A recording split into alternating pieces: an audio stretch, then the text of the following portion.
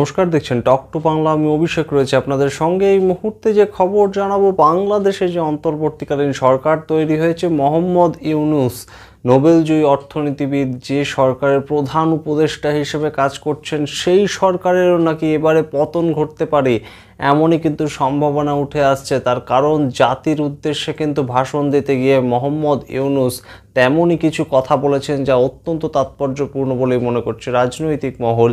কি বললেন মোহাম্মদ ইউনূস এবং ভোট হলেই বাংলাদেশের নতুন কারাই বা আসতে চলেছে, সেটা কিন্তু অবশ্যই এখন একটা লাখ টাকার প্রশ্ন। এবং অবশ্যই সেই দিকে কিন্তু তাকিয়ে গোটা বহির্বিশ্ব, অবশ্যই তার সঙ্গে বাংলাদেশের আপামর জনতা, যারা নিজেদের প্রাণের বিনিময়ে বাংলাদেশে আবারও নতুনভাবে স্বাধীনতা এনেছেন। সুতরাং অবশ্যই সেই সমস্ত খবর জানাবো আপনাদের। তার আগে অবশ্যই টক টু বাংলা ইউটিউব চ্যানেলটিকে সাবস্ক্রাইব করুন এবং প্রত্যেকটি ভিডিও লাইক, কমেন্ট, শেয়ার করে বন্ধুবান্ধব পরিচিত মনে ছড়িয়ে দিন। Talk to Bangla. আসছি খবরে।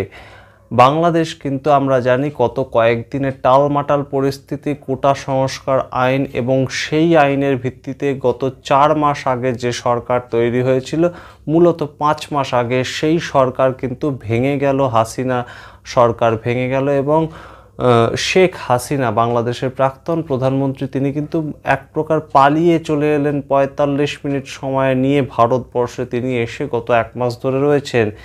এহেন ঘটনা কিন্তু আমাদের সবারই জানা। কিন্তু তারপর থেকে টালমাটাল পরিস্থিতিকে সামলানোর জন্য বাংলাদেশের যে ছাত্ররা মূলত এই আন্দোলনের ডাক দিয়েছিল, তারাই কিন্তু দেশের যে নোবেলজয়ী অর্থনীতিবিদ মোহাম্মদ ইউনূসকে তাদের প্রধান অন্তর্বর্তীকালীন সরকারের উপদেষ্টা হিসেবে চাইছিল। এবং যেমন চাওয়া তেমনই কিন্তু কাজ। এবং যে বাংলাদেশের নতুন অন্তর্বর্তীকালীন সরকার তৈরি হয়, তার মধ্যে কিন্তু মোহাম্মদ ইউনূস প্রধান উপদেষ্টা হিসেবে আছেন। তিনি কিন্তু বাংলাদেশের বর্তমান প্রধানমন্ত্রী নন।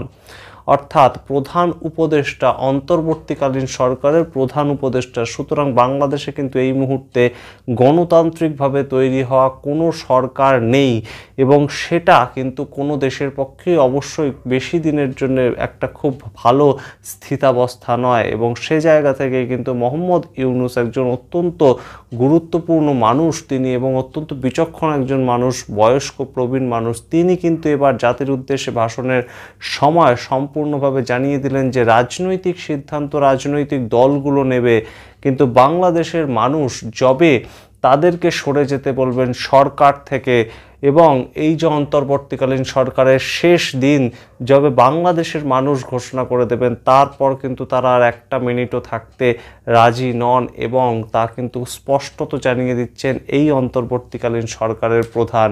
অর্থাৎ সামগ্রিকভাবে দেশের টালমাটাল একটা অবস্থা এবং আর্থসামাজিকভাবে দেশ অনেকটা কোথাও গিয়ে থমকে গেছিল, সেই অবস্থাটা যাতে কোথাও গিয়ে অতিক্রম করা যায়, সেই জন্যে কিন্তু মোহাম্মদ ইউনূস একজন দেশের মানুষ, প্রবীণ মানুষ হিসেবে এবং অবশ্যই সবার রিকোয়েস্টে তিনি প্রধান উপদেষ্টা হয়ে এই অন্তর্বর্তীকালীন সরকার চালাচ্ছেন, সেটা কিন্তু অবশ্যই নিজের অবস্থানের জায়গা থেকে স্পষ্ট করে দিলেন মোহাম্মদ ইউনূস। এবং তিনি যে কোথাও গিয়ে কোনো রকম রাজনৈতিক পার্থক্যের মধ্যে, মতানৈক্যের মধ্যে কোনো দলকেই সাপোর্ট না করে যে তিনি নিজের একটা অবস্থানে স্থির থাকতে চাইছেন, তার যে একটা অ্যাপলিটিক্যাল এজেন্ডা বা অ্যাপলিটিক্যাল আইডেন্টিটিটাকে তিনি ধরে রাখতে চাইছেন, সেটা কিন্তু কোথাও বুঝিয়ে দিলেন মোহাম্মদ ইউনূস।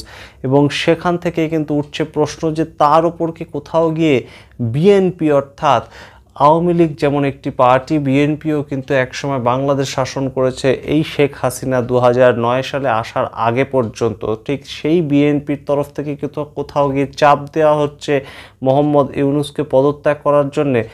নাকি আবার অন্য একটা ঘটনা, যে বিএনপির যে সেকেন্ড ইন হাই কমান্ড, তার যে বক্তব্য গত কয়েকদিন আগেই আমরা শুনতে পেয়েছি যে শেখ হাসিনাকে ভারতবর্ষের কাছ থেকে তিনি ফেরত চেয়েছেন, যেহেতু শেখ হাসিনার বিরুদ্ধে বেশ কয়েকটি ফৌজদারি মামলা রয়েছে এবং সেই জায়গা থেকে হাসিনার বিচার করতে তারা কিন্তু অত্যন্ত আগ্রহী, অত্যন্ত উদ্ধত। এবং সেই কথাকে কি কোথাও গিয়ে মোহাম্মদ ইউনূস একটা হুমকি এই হিসেবেই দেখছেন এবং সেই জায়গা থেকে তিনি সরে যেতে চাইছেন এই অন্তর্বর্তীকালীন সরকারের প্রধান হিসাবে, সেটাও কিন্তু এখন হতে পারে এমন একটা ঘটনা। সুতরাং এই সম্ভাবনাও কিন্তু সম্পূর্ণভাবে উড়িয়ে দিচ্ছে না রাজনৈতিক মহল। ঠিক তেমনভাবে কিন্তু মোহাম্মদ ইউনূসের এই কথার পেছনে তৃতীয় যে কারণ লুকিয়ে থাকতে পারে বলে মনে করছে, কিংবা যে সম্ভাবনা উঠে আসছে, সেটা কিন্তু বাংলাদেশের একটা বিপুল পরিমাণ মুদ্রাস্ফীতি কিন্তু এই মুহূর্তে হয়েছে। বাংলাদেশে কিন্তু আর্থসামাজিকভাবে ধস নেমেছে